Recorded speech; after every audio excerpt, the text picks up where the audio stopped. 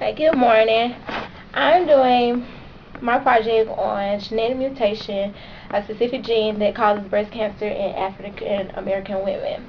Breast cancer is a malignant tumor that starts in the cells of the breast. A malignant tumor is a group of cancer cells that can invade surrounding tissues or spread to distant areas of the body. Although breast cancer affects every ethnic group of women and men, African American women have a higher percentage of being diagnosed and even dying from breast cancer. Breast cancer is the second most common cause of cancer-related death among African American women. The reason for this being is that African American women carry a specific gene known as BRCA1 and BRCA2 that makes them more susceptible to having breast cancer. Today I have two women I know, Miss Cora Osterbrook on your left hand side and Miss Daryl Sessions on your right hand side, and I will be interviewing them today, and they will just basically talk to us about breast cancer and tell their story of survival. So, Miss Osterbrook, when did you discover you had breast cancer? I actually had a lump in my breast. I've had lumps in my breast before that were benign, and when this one came, I didn't really think anything about it because it was sore, and I had always heard that when they're sore, they're usually benign. So I didn't pay any attention to it until after I had surgery. I had some other major surgery, and I went back to my surgeon for my checkup, and I mentioned it to him, and he seemed concerned, and he checked it out and referred me to have a mammogram and have the test done, and then I was diagnosed with stage 3 breast cancer. Miss Daryl? Well, I actually found my lump, and like your mom, I had a cyst removed when I was actually a freshman in college, and it was a cyst. So I was watching television one evening, and I was laying over on my side, and I saw this lump actually protrude.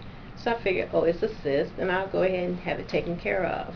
Well, unfortunately, it was more than just a cyst, and that was back in '97. And unfortunately, I've had a new primary that occurred in the right breast as well. And now it has metastasized, and my understanding is once it metastasizes, it becomes stage 4, and it metastasized to my lungs and pelvis, bones, and anyway. But I'm doing well. Wonderful. Has any other woman in your family been diagnosed or died from breast cancer or any other cancers? Is there any other cancers that you know of that run in your family? Actually, my dad's aunt, my great aunt, had breast cancer, and that was back, I was much younger, so that had to be about like 40 years ago. And she's the only person in my family that I'm aware of that had breast cancer, and my grandfather died from lung cancer. Mm-hmm. Well, my story is a little different. I have a first cousin that had, well, two first cousins that had breast cancer. They're all survivors. Now, cancer runs very rampantly in my father's side of the family because my father died with esophageal cancer. My uncles had another uncle that died with throat cancer, another one that died with bone cancer, and I had two uncles. The last one recently died back in September of prostate cancer. Both of them died of prostate cancer. My granddad died of stomach cancer. I've had several cousins that have died from different kinds of cancer. So it runs rampantly in my family.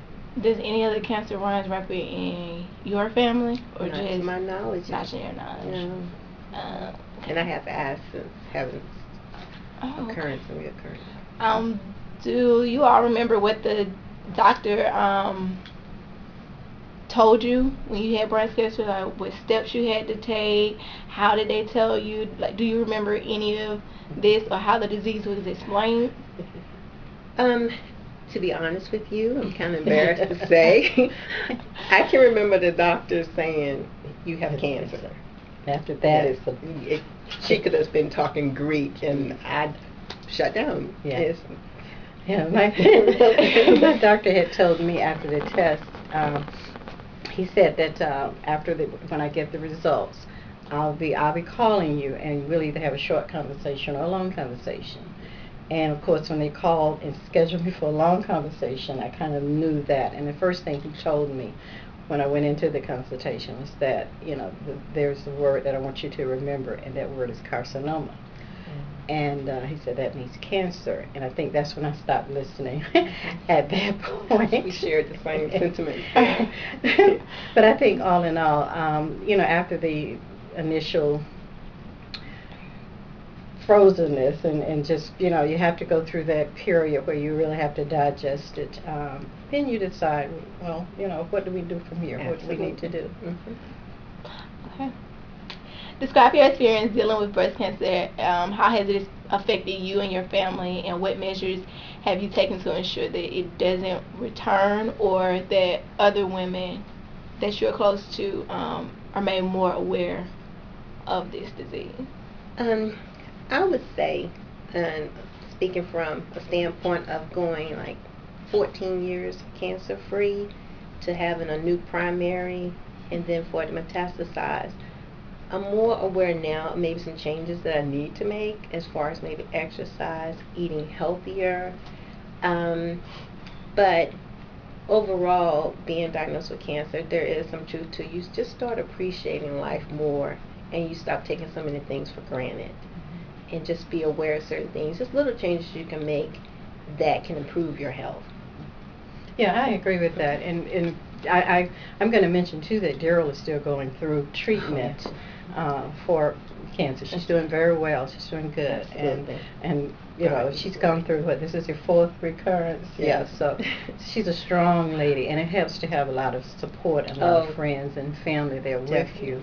And that's what got me through the prayers of my family, my support group, my work folks, my church folks, just a lot of folks. And I think, we all know the things that we should do, and we don't always do them. My type of cancer mine tested positive for estrogen receptors. That means that estrogen caused it was a big cause of the cancer, and a lot of times, especially in overweight women, and I am overweight, we have a tendency to develop or produce more estrogen, and that helped to, I think, form my cancer. But nobody knows. Nobody knows exactly how cancer forms. And the best thing is to know your body. If you feel anything, get tested, because early detection makes the biggest difference. It makes a difference in the survival rate. And anytime and anywhere, I talk about it. I tell about it. I talk about it. I encourage others to get tested. Don't take anything for granted. And that's the thing that cancer does. You have to understand that I have cancer, but cancer does not have me. And each day that you live, you appreciate it to the fullest, because it's not promised to anybody, whether you have cancer or not. And your mom hit the nail on the head. I really need to talk about how important it is to have a great support system.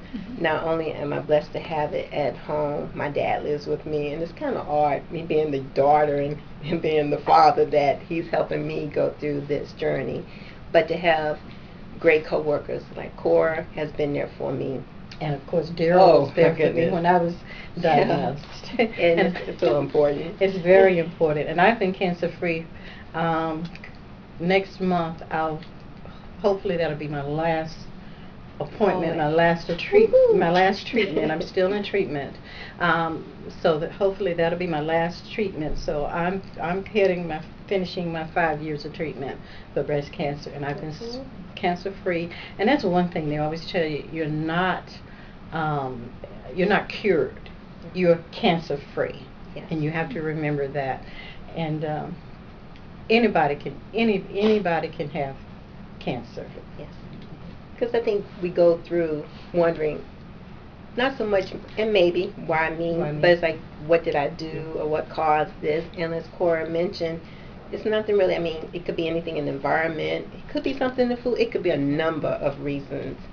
And the thing is, I have a treatment actually on the 30th of April, and I'm claiming that it's going to be my last treatment. Okay, yay! And you go through having scans, PET scans, and just various scans to determine how chemotherapy or the cancer is responding to chemo. Mm-hmm. And I've been having a very fortunate and very successful rate of, I should say, my treatment is going well, okay? And one thing that has helped too is that with breast cancer, there's so much information available. There's so many different kinds of treatments available, and no two cancers are the same. No two cancers react the same way. So that's why we all get our own cocktail of of chemo. And what the chemo does, cancer cells are very rapidly growing cells, and what the chemo does is it destroys fast growing cells, which also means it destroys the good cells too, along with the but we just want to make sure it's killing the cancer cells. Absolutely. Okay. It's last thing. Oh my gosh, that's for the last thing. I'm sorry. Last thing is there anything you want to say to everyone who's looking at this, like as far as getting tested, as far as anything, your lasting impression that you can give someone who... I think, as your mother has already mentioned, be aware of your body, go have your mammograms, encourage family members and friends to get mammograms. Mm-hmm. Yeah, I think education is the best thing to know that the earlier it's diagnosed, there is treatment. You're looking at two faces. Cancer is not a death sentence anymore. We're survivors, and we are actually thrivers. Not only survivors, that's true. we are thrivers. And just be aware of what's going on in your body. Don't take anything for granted. And your body will usually tell you when something's going on. And if it happens, go get treatment.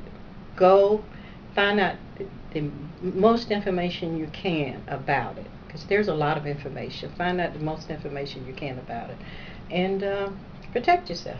Absolutely. And it always helps to eat right, to exercise, to do all those good things you should do. Mm-hmm. That helps you in that war. But then sometimes, even in spite of that, you get, you're diagnosed with it. So and especially I think with black women, I think a lot of times they're not diagnosed. I think the mortality rate is higher because a lot of them are not diagnosed early enough, and then they don't have access to the different treatments that are available.